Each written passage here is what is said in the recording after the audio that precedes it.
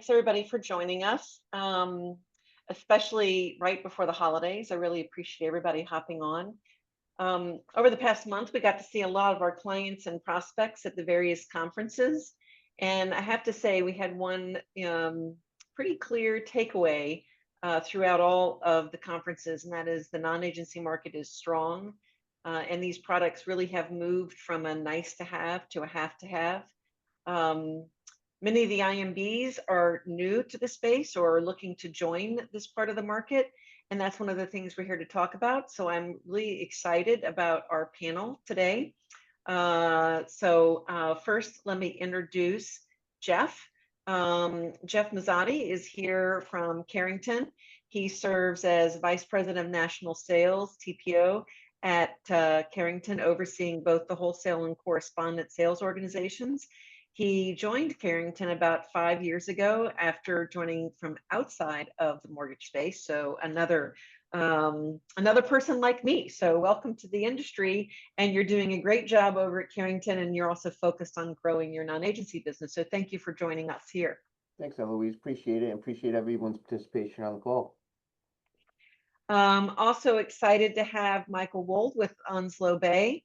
Michael is Managing Director, focusing on business development within the residential credit group at Annaly, who's the parent of Onslow Bay.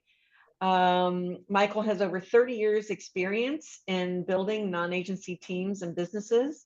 Prior to Annaly, he has been at eResi, NewRes, Redwood, and Morgan Stanley. So he comes with a wealth of knowledge about the market and how to be successful. So Michael, thank you so much for joining us. Thanks, Eloise. And last but not least, my own Robert Trahan, who is our Senior Vice President of Sales and Support, who joined LoanNEX just, 3 months ago, and brings with him 32 years experience in bringing and serving this part of the market. So really excited to have you on this panel as well. Thank you, Eloise. And so I thought I would just sort of kick this off with what we're going to cover. We're going to go through a lot of what's going on in the market, both the capital market side, product trends, what you guys see as areas of opportunity for folks, where we see things going in the coming rest of this year in 26 and 27, and then really focus on tips to be successful in the market. So that's sort of our overarching agenda today, but let's keep it free and easy as we talk through it. So there has been, over the course of the year, slight reductions in the forecast for volume in 26 and 27, and that's really come with slight increases in rates for 26 and 27. While they're still coming down, they're just not coming down as dramatically as previously anticipated. So they're really projected to stay over 6% over the next couple of years. So that's resulting in a projection of fairly steady volume and steady splits between refi and purchase. So maybe I'll take it off to you, Mike, first to talk about sort of how you see the market shaping up. Yeah, we're in line with what your graph is saying. I think early in the year, the expectation was that rates would be trailing down a little bit. Now it looks like they'll probably flatten over the next couple of years. Volume in general, we see relatively flat, but we do see the non-QM, as you said, as more IMBs and others jump into the non-QM space. We see that growing each year.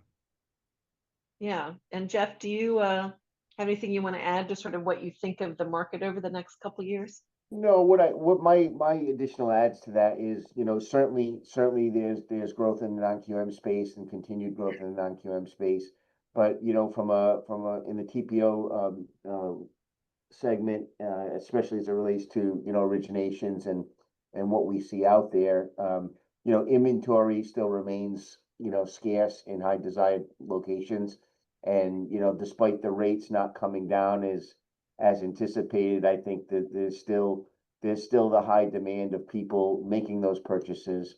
you know, with the foresight of, you know, potentially doing the refi down the line, you know, in 26 and 27. But it's kept demand kind of even keel, while inventory remains scarce.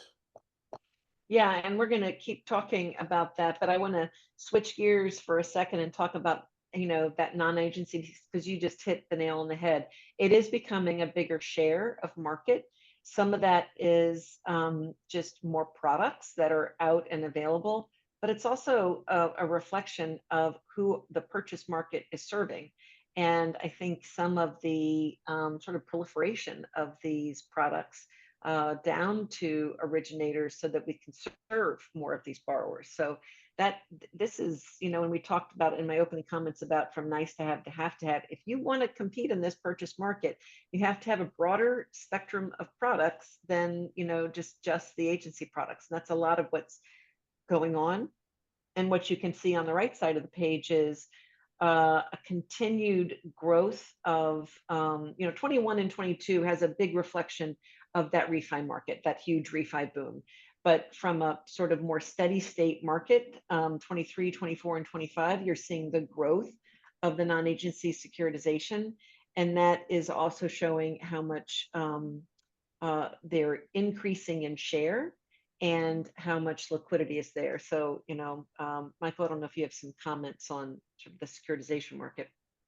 Well, we definitely see more and more buyers of non-QM coming into the market, both on the securitization side and on the portfolio side. The insurance companies have definitely stepped in and are buying the product and holding on to it. You know, we've seen steady growth on the securitization side. We securitize most of the product that we buy. You know, we've gone from 20 to 30. I think the general consensus with securitizers is we'll probably see issuance about 50 billion for this year. So I think on both sides, Eloise, on the origination side, I see more and more IMBs now embracing the product, understanding they have to have it, and originating the product. And on the investor side, you have more and more. I mean, last year was kind of a luxury year for us at Annaly. We didn't have a ton of competitors. This year, 2025, there's so many people buying this product now. There's so many options for originators to who to send it to. So there is huge growth on not just the securitization side, but all buyers of non-QM product, and we do see a lot more people focusing on the product. Yeah, and I'm going to flip the screen because we, in our conversations ahead of the webinar, we talked a lot about what's going on. This is all from like a share of all the securitizations, agency and non-agency, and portfolio products, sort of what's held on balance sheet. So this gives a pretty good sense of sort of how things have moved around. And if we focus on that same period, really that 23, 24, and 25 out here, the private sector or the non-agency sector is continuing to support, you know, 30 to 35% of the total volume. And that's been pretty consistent over the past couple of years. And that's showing that increase in share. But more importantly, there's a little bit of some rotation as a lot of these products are sort of kissing right up to where the agency pricing is. So you're seeing some of that shift, go into portfolio and securitization products. But what's also interesting, and Michael, you talked a lot about this in our call before, this is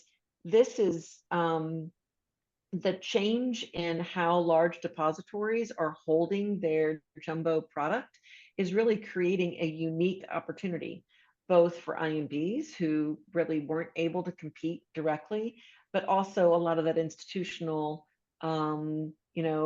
funds, insurance companies, securitization, really both of you guys stepping in. And that's where a lot of that competition's coming in. So I'd love to hear you talk how you see some of the market shifting around.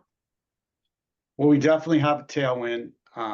You see on your chart, we had a very large non-agency activity up until about 2007. I was at Morgan at the time, that we used to call the product Alt-A, not non-QM, but basically the same product. We all know what happened in 2007, 2008. We had a major disruption in the market, and it took a definite healing time to heal. You see, looks like on your chart, 13, 14, 15 is when you start to see some of that private non-agency.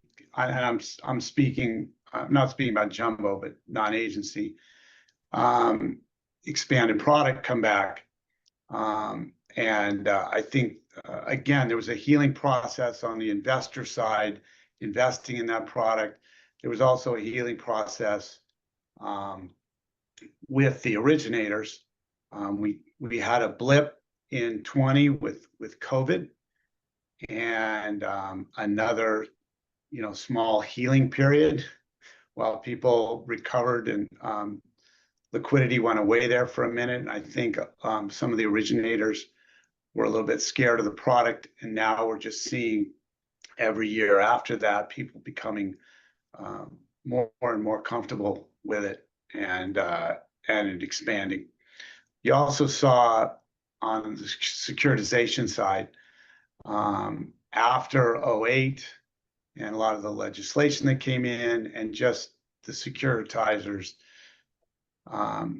knew that if we don't structure the bonds differently and make them more favorable to the investors in them, then it's not going to work. And so a lot of work was done in between 2007, 2008 to now in making sure that the structure of the bonds work for the investors. And I think that's where a lot of the investor confidence has come back as well. Yeah, and I'd love to get Jeff to get your insights too, because you come at this from a little bit of a different perspective, but that rotation is real, and the liquidity and the rotation, increased competition, new entrants coming into the market, sort of shifting how some of that volume is getting filled. Yeah, I think there's definitely an increase. We mentioned it on this call already with the IMBs, entering. I think there's that coupled with major institutions kind of delevering their balance sheets, maybe not so much delevering, but not putting more on their balance sheets as it relates to this business. But the increase in non-QM overall is driving the increase of more IMBs entering the marketplace. And I think when you look at the space now, several of our focus we talk about and you hear about the gig economy and how many new people make up this growing entity, and it's all about this non-QM product category with all the various types of income qualifications that we've come up to, that this market has opened up for these folks to get loans. And I think that's a big driver of creating all these pools and all these ways people are securitizing and unloading their pools of business. Well, I have to say, just a little bit of LoanNEX history.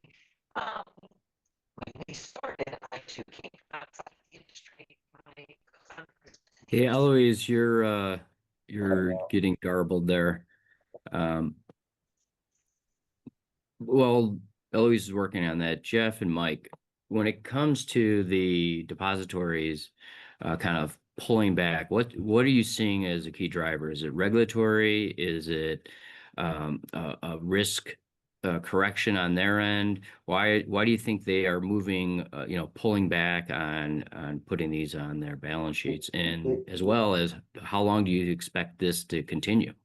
Robert, we just came out of a couple of weeks ago, secondary show down in New York City, and this came up with several very successful companies. There wasn't, I guess it's a little bit of a risk avoidance where they're trying to move some stuff off balance sheet, just to spread it out a little more, and I guess it's risk avoidance is the best way of describing it.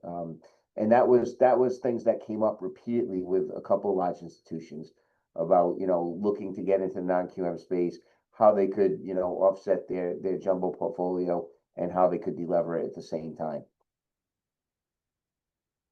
Yeah, Go ahead, sorry. No, go ahead.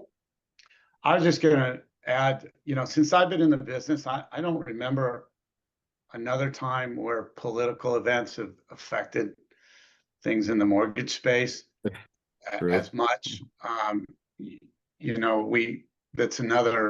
We've had another ebb and flow. We just have such a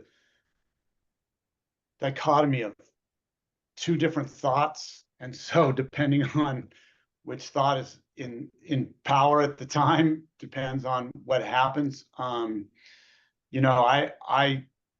You listen to some of the large money center bank managers, some of those senior managers at those companies, and mortgages is a relatively small part of their balance sheet.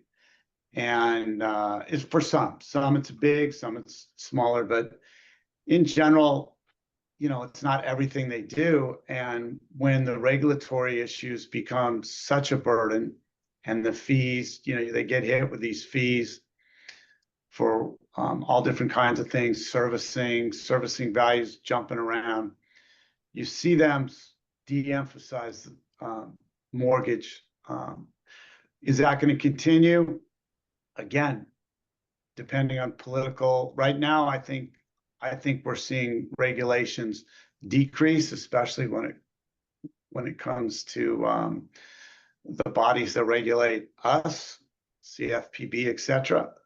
So I see that continuing now. Should that environment change and things get tighter, I would expect to see less involvement in the mortgage space by some of those large money center banks. And I think, all of those little guys do make up some of that market, but those money center banks make up a huge portion of the large banks. Yeah, and I would say there's also some, potential change for GSE appetite, depending on, the privatization of the GSEs. And in looking at this chart, this is what I was going to say when I was having a little mic problem. A lot of the reason why LoanNEX started is if you ignore the housing, the pre-housing crisis side of things, the agency side of the market was always around 50% of the market, and the private sector was always around 50% of the market. And then that went way up after the housing crisis. But there is a balance to that, which I think is what is going to be restored in some respect. And you're seeing some of that happen right now, as we get out of that huge refi boom and into more of a steady state. And that's where you're seeing some of this rotation. That's a lot of the reason why LoanNEX started, is we expected that there needed to be an ability for private capital to reach a borrower. And the private capital can only reach a borrower with, fairly nuanced programs and different types of options in a more robust pipe, so to speak, to deliver them. So that's a lot of why we started. We're seeing this happen. This is what we expected. This is what we built for. And I know it's probably a little frustrating for you guys as more and more entrants come in, but this is actually really good for IMBs, and it's good for originators to be able to serve more borrowers. Navigate Also, I was just going to add, Eloise, it's also good for on the investor side, because the more of the product there is, the more liquid it is, and the more buyers. So it spirals. It Yeah, is. and Eloise, I would say that the whole mindset of that, the more borrowers, right? Let's just focus that as on the major piece, right? As Michael just said, they just keep evolving. So anything that's happening that's creating that increase in borrowers is ultimately good for everybody at large, right? Because they just keep recycling. And speaking of that improved liquidity, I think the yield curves sort of speak for themselves. They've been, certainly deepening the U shape with the volatility of April, and that's been narrowing some. But all in all, what I think is interesting is the right side of the page, and that is the spreads of these products to the agency products.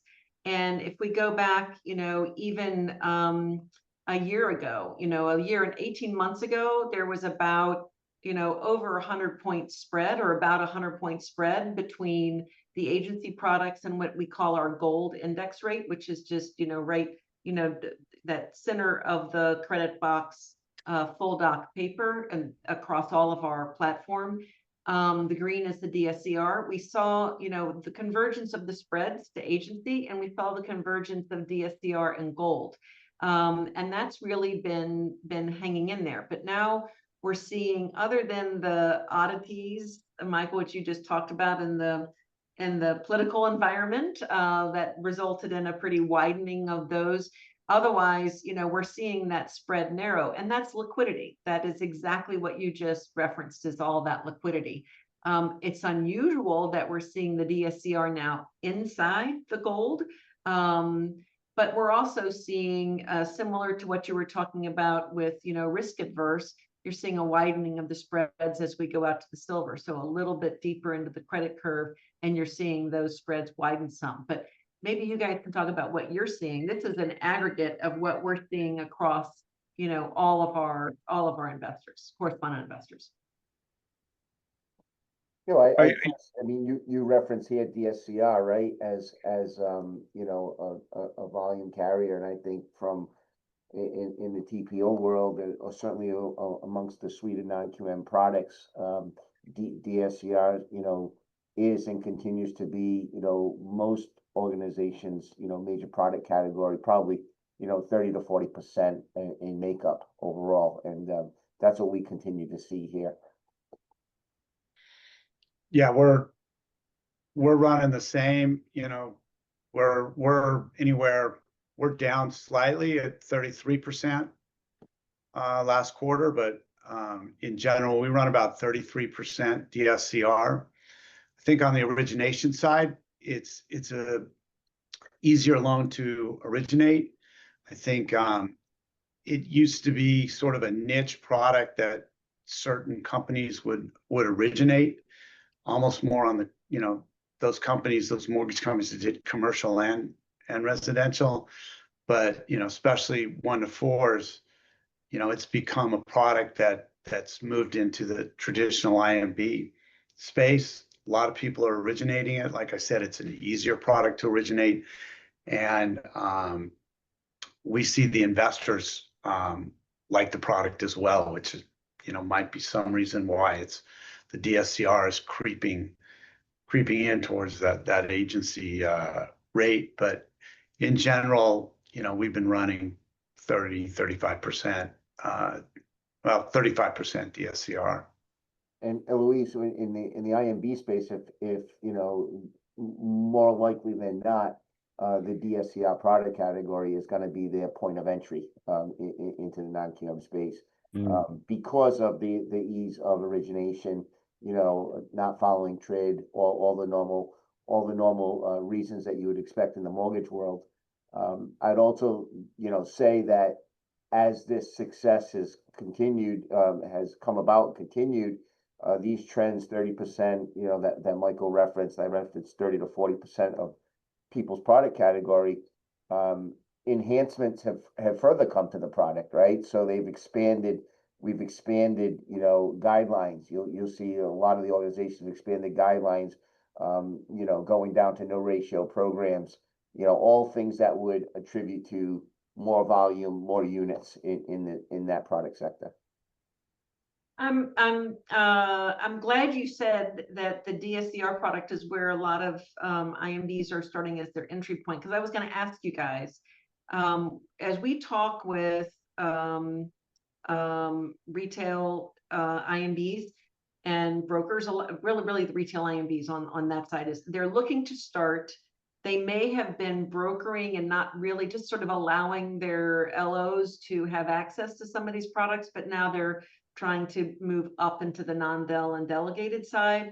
And some of them are starting just with the DSCR product. But I'm curious, this is great sort of insights for folks on the phone that may want to understand, how do I best start this? This is, a little intimidating, a little scary.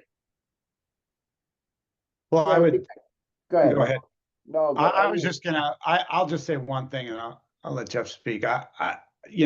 Depending on your comfort level with the product, a lot of we keep saying IMBs, but originators in general are accustomed to agency. They've been doing all agency, which is, automated underwriting. It's not a manual underwrite. So, what I tell most of my customers, if you're just starting out and you don't have a comfort level, find a good investor that has good access to guidelines, etc., that does non-delegated underwriting, and you can start out that way and eventually move towards delegated once you get comfortable with the product. Sorry, Jeff. Yeah. No, I think you just hit it on the head. I was gonna just speak to that real quick. Is I was going to say, I think the start is on non-delegated, and then it's a transition to delegated. That's how we're positioned here at Carrington, and that's certainly the road we're going down. And there are very different. There are different investors. Certain investors tend to be more delegated oriented, and and don't have the ability to offer the service that some of the guys that specialize in the non-del. So just do a little homework and figure out who's good at what.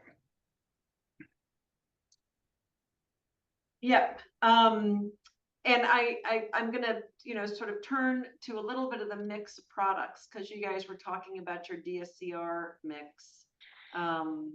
And you can see these are the stats on the volume getting priced through LoanNEX. And this is going to be a mix of, sort of best X or discovery kind of volume, as well as, volume that's getting locked on the platform. But the left side is showing number of transactions priced each month, and the right side is showing sort of how those are averaging. So we saw a little bit of softening in the numbers in May, but we actually saw an increase in lock volume.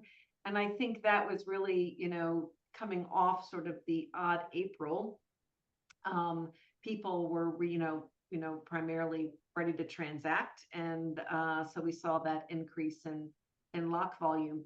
And we also saw a little bit of a normalization of the mix. So first quarter, we saw a bit of a spike in average loan size. And I think we also saw a spike in the refi activity, a spike in the full doc. And I think this had a lot to do with, a lot of prime jumbo refis going on opportunistically in the market. And then this sort of settled back into a little bit more of sort of a normal distribution, but still an ever increasing percentage of inquiries regarding investment properties. So, I don't know who wants to go first. I'll throw it to Jeff first. I don't know how much this mirrors what you guys are seeing, but maybe you can talk about sort of what you're seeing in terms of income doc type or credit quality, things like that you're seeing in terms of your volume. Yeah, so actually this is a pretty good picture as it relates to my business. We definitely saw the increase in average loan size coming into Q1. And again, it could be attributed to the bump in refis, refining a lot of those larger size loans that we came off of. I do see and continue to see the elevation of our DSCR program. I know your chart reflects a small dip in Q1 here, but it's picking it right back up in Q2. Investment continues to be, you know, a major category. You know, we're seeing an increase of investor portfolios, you know, all backed in LLCs with, you know, multiples, 20s, 30s, hundreds of properties that they're using in these LLCs to invest. So that continues on. And then the last piece I would say is overall, you know, alt doc lending is an increase, right? So we're seeing more and more of that throughout the company, and I do think that's attributed to the gig economy and how the marketplace is changing with these borrowers.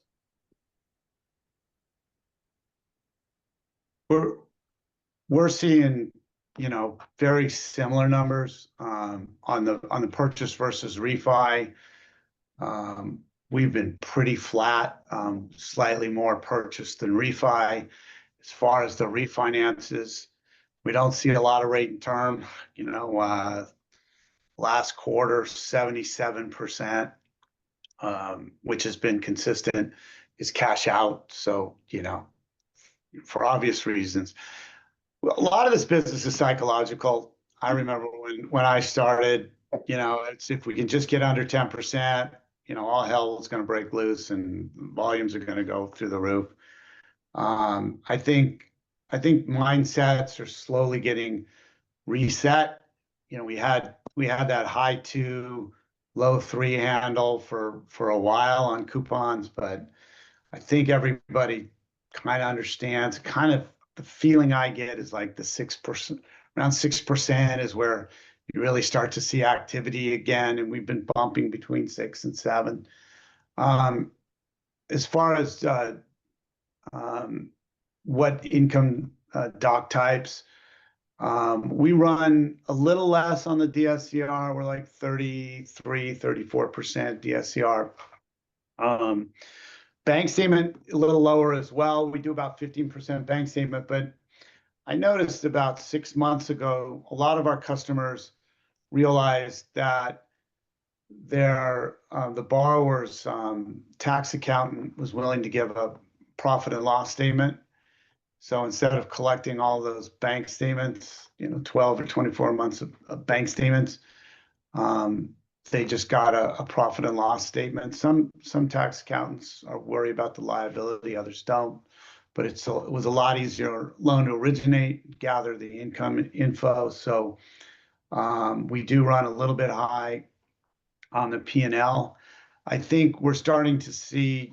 I know you've got technology coming up down the road here, Eloise, but you know, a big focus of some of the technology vendors is the bank statement calculators that are coming out, and we might see an increase in bank statements as they become easier to do. Yep. And then full doc has been running. Full doc's been increasing every quarter over quarter. The last 3 quarters has increased each quarter. We're up to about 22% full doc. So, and that could be a function of the way we price the full doc. Yeah, because historically we would always hear that full doc, and wasn't, and I think it was because it didn't compete well with the agency and the prime jumbo. But what we saw on that chart before with the pricing compression, there's a lot of options, you know, that start to fall in that full doc side. So for everybody out there, it's really important to shop through all the options, because you're going to find there are probably some better options for your borrower if you look into the non-agency products as well. Yeah, the 2 products that kind of come to mind in regards to that is the jumbo, sometimes full doc, and even with the agency, sometimes you'll see the non-QM products very close or even a little better priced. And then also the agency non-owner and second home, just because the agencies do hit them pretty hard with the loan level pricing adjusters. Sometimes we'll see our pricing better than the agencies in that product. Hey, Mike and Jeff, going back to the prior graph where we're showing the DSCR pricing, and that's pricing behavior, right? Going through our system, and the price compression, the lowering of the rates of the DSCR. We all agree it's new entrants jumping in. There's more demand, so you're getting price competition among all the investors to earn that business. Well, there comes a point where there is a credit risk component of price that has to be weighed in, right? And either you have to price for the risk, or you have to start carving out from the guideline set some of the kind of outliers when it comes to credit attributes like short-term renters, et cetera. What are you seeing on your end in terms of current identified riskier credit attributes that you're really taking a look at? Because it's not all rosy. You got to make sure that you're mitigating performance issues, right? I did think about that. Go ahead, Jeff. Oh, sorry.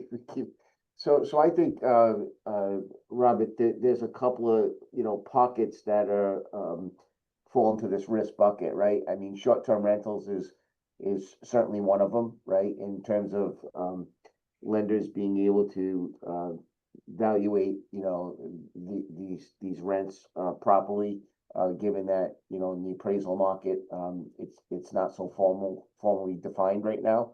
Hopefully more to come on that in the future, but, some of the AMCs are coming up with good solutions to short-term rental valuations. But the market and the appraisal market hasn't shifted 100% towards that yet. Another area could be, rural properties, right? I mean, that's there are many players that will consider it. We here at Carrington, we do, but we charge for the risk, right? So that's an attribute that's there. And then overall, the last piece that kind of affects it is, first time investors, right? That's something that we have to factor in. I think that's also one of the reasons why it's getting a lot of activity, because we accommodate, the first time investor in this category. Michael, I'm sorry, I didn't mean to cut you off. No, you and I think alike, great minds. The right now, the investor community, it is a definite focus, certain aspects of DSCR. One of the areas, going back to Jeff's point, definitely rural properties. We've never allowed for rural properties because they're definitely riskier. There's short-term rental income, which we didn't offer before, but the market really moved towards short-term rental income, and so we reluctantly started buying short-term rental income, and you see some there. There's been a lot of focus on large investors, and so we've decided to really hang tight with our exposure to one borrower. We won't buy loans that are where investors have more than 20 mortgages, because we see some some performance stuff there, the obvious below a 1-to-1 debt coverage ratio. This kind of goes into the short-term rental income. I think the thought early on was, to Jeff's point, there isn't good appraisers really haven't latched onto a good method to look at short-term rental income. So, they look at the annual income, an annual lease rate income, but short-term rental income gives you a little bit more. So that's why we thought, okay, we'll allow some below 1-to-1 debt coverage ratios. I think the market's definitely focusing on that as well. Robert, one other point I probably should have mentioned in the risk factor, and that is when you start to look at multi-units, I'm sure Michael would agree with this also, 1 to 4 seems to be commonplace and risk tolerant, but now there seems to be a lot of players that are walking away or tabling the 5 to 8 unit concept when it comes to DSCR loans. So I think that's another area that we're starting to see settle down a little bit. There's a market for it, but it's certainly at a higher risk. Hasn't been performing well. Yeah, and I'd say that that's also well covered by some of the, true business purpose loan investors. Correct. And it was getting a little bit crossed, but that is, I think well covered by that side, and maybe more appropriately so. There is a question from the audience that I wanted to make sure I got highlighted, because I think it's a great question and starts to lead into some of the tips to be successful. It's from Ryan, and it says, with all the variety of products in the market and creative options to still allow for transactions, do you see a more educated borrower coming along with the mindset shift? Is broker borrower education a heavy area of investment for you? So I'm gonna let you guys start, and then I'll throw in my answer as well. But Jeff, Yeah, if you start. I'll take a swing at that one first. I think education is absolutely paramount, and I think the better job the lending organizations do with this for the borrower, for the broker, the better quality of loans that we'll have in the marketplace. I'm constantly amazed, here at Carrington, we do a lot of webinars that we offer to the broker community, whether you're with us or just, curious about the non-QM market. And I'm constantly amazed at how many, when I run little surveys within the webinar, people advise us that, they haven't transacted their first non-QM loan yet. All right. So there's clearly a need for education. There's clearly a need to explain the economy. There's clearly a need to explain the uses of our products to our brokers in the marketplace, which will send down to the borrowers. So I'd offer that advice to Ryan here. Yeah, and I'm gonna just sort of dovetail right on top of that, and then Mike will ask you for your comments as well. But we spend a lot of time making sure people understand the tools that are available, because we've got 60 non-agency investors and lenders on the platform. That's a lot of different products and programs. On average, we'll see originating shops have anywhere from 3 to 10 different takeouts in their pricing engine, and there's no way a loan officer can know all those products. So while it's important to educate the borrower, it's really important to make sure the broker and the originator understand what they're selling and they have confidence in what they're selling. And I'm hoping, as we look across these tips, not only partnering with your investor on making sure you're comfortable with what you're selling, but you have to know and see what you're trying to sell in order to sell it. And that's really where LoanNEX comes in. And I call it paint by numbers, because we're going to lead you right through all the nuances of all these programs. So you don't have to know what questions to ask. LoanNEX will take you through it and make sure you know exactly what you need to know, so that then you can reach out to your partner and make sure you do have that confidence and that you are building, that expertise through tools. So we'll spend a lot of time educating, but I'm really going to encourage originators to use these tools, because these tools are going to make it so much easier for you to have that confidence, to have the expertise, and to get your borrower educated. So anyway, that's my little soapbox. I'm really passionate about it, so I'm glad for the question. And Michael, I don't know if you have something else that you would add. Annalee, Onslow Bay, we don't have a TPO group, a broker channel. We only buy closed loans, so that we don't do a lot of education with the borrower, and so I don't have a lot of knowledge as far as if they're getting more educated. I will say, to Eloise's point, agency is so consistent.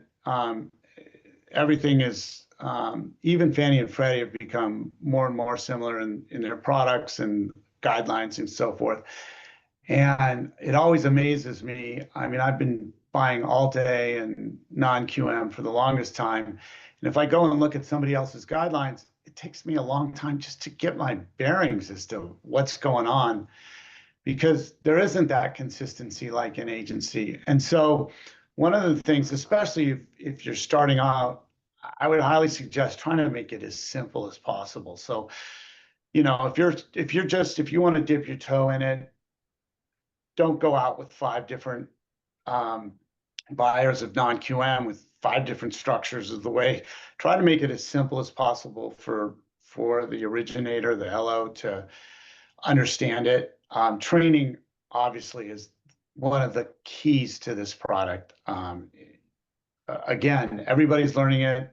It's newer, doesn't have the consistency. It's not an automated underwrite. It's a manual underwrite. You have to kind of structure the deal. There's a lot of exceptions going on. So it's just a more complicated product, well worth the time spent, because you'll gain so much volume from it. But there's definitely training necessary on it. Yeah, and we're hitting that sort of almost the end of this webinar, and the time has flown. So I want to make sure we spend a little time here, because everything that you guys said, both from, you know,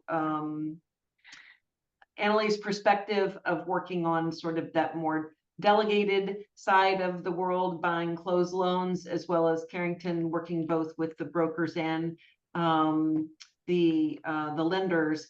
It is important to partner and use those partnerships. They're going to help you navigate these programs, but the tools do too.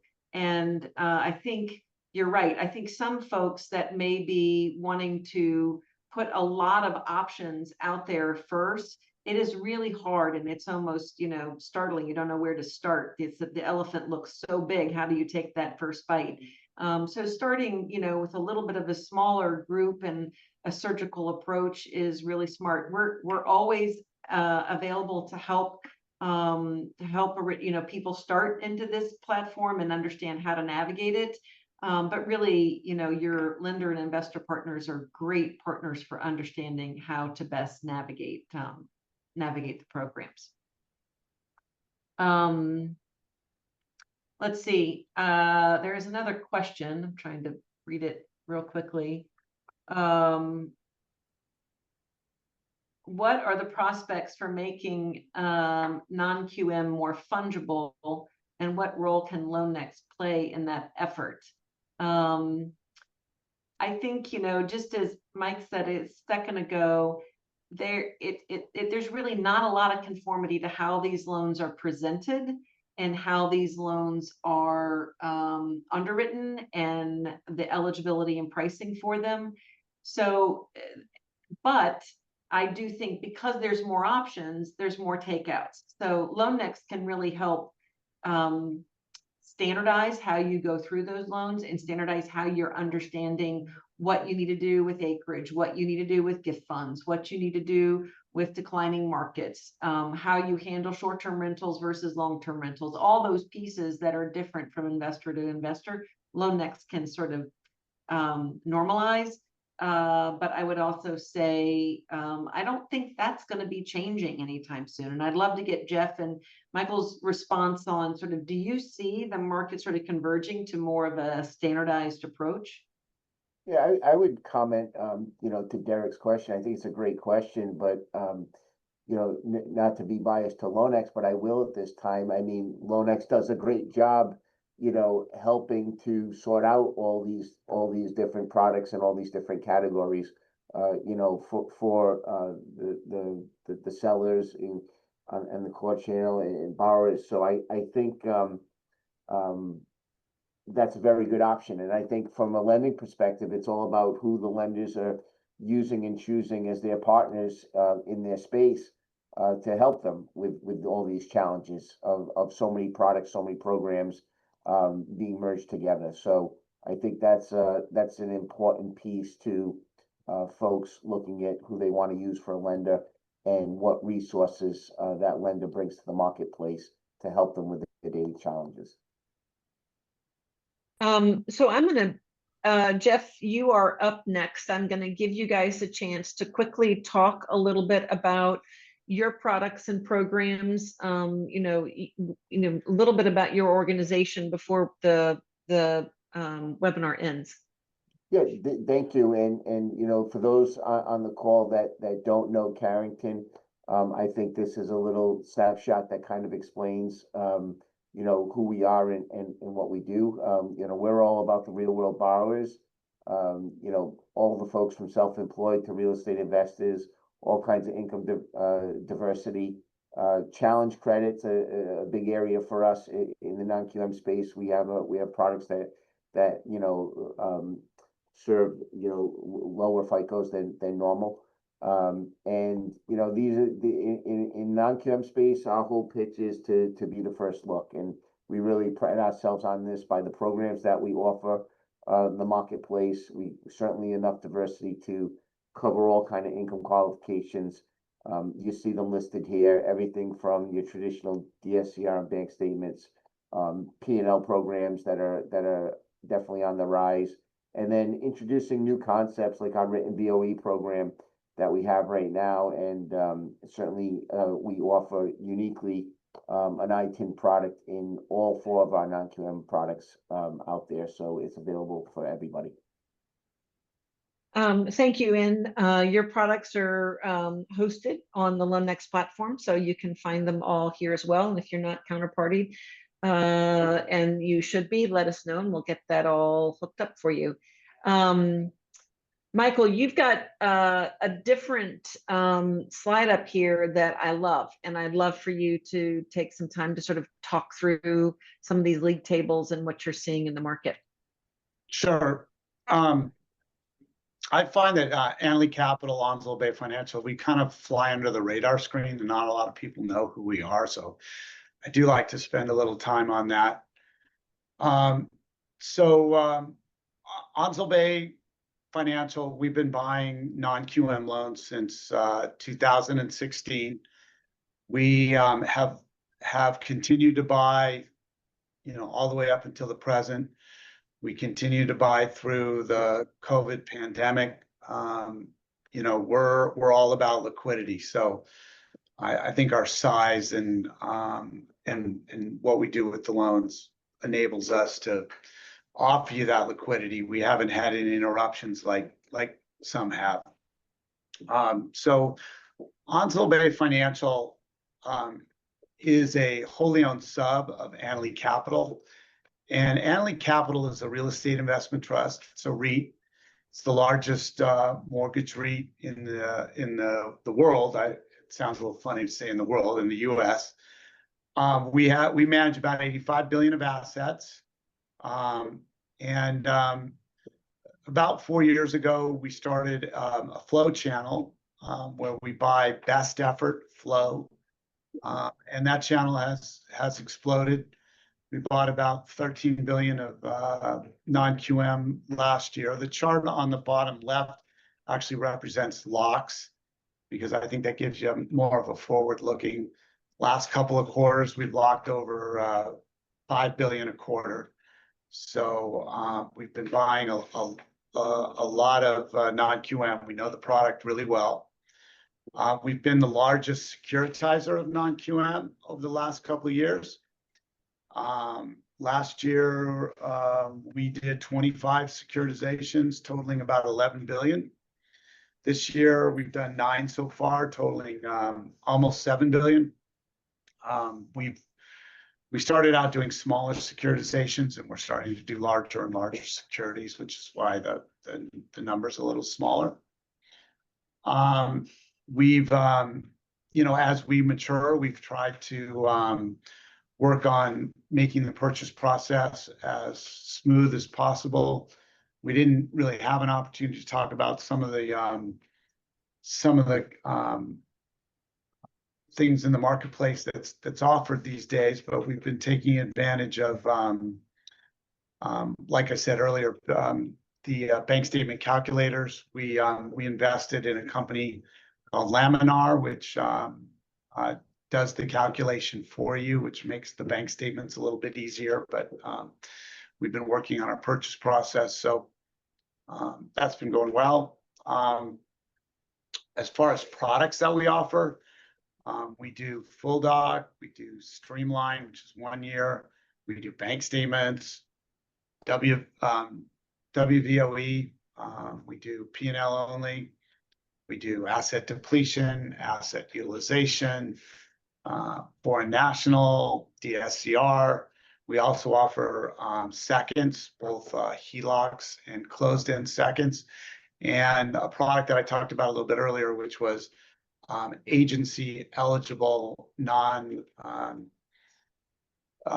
investor and second home. So sometimes, and we securitize that privately. We don't go to the agencies, and so sometimes you'll see that pricing, the private securitization pricing, better than the agency pricing.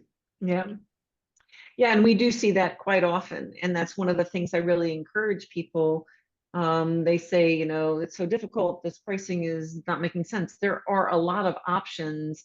You just need to open your access points to see these options so that you're giving the best options to your borrower. Well, we're coming up to the top of the hour. I want to thank everybody for coming. This deck will be submitted or sent out to everybody who's attending the webinar. Everything about this deck is going to be clickable. So if you want to get in touch with anybody, just open it up and you can immediately get in touch with the folks that have been on this, as well as all the reference points that are available here. LoanNEX is here. We've got a broker marketplace for people that want to come in on the wholesale side and see what the aggregated options are.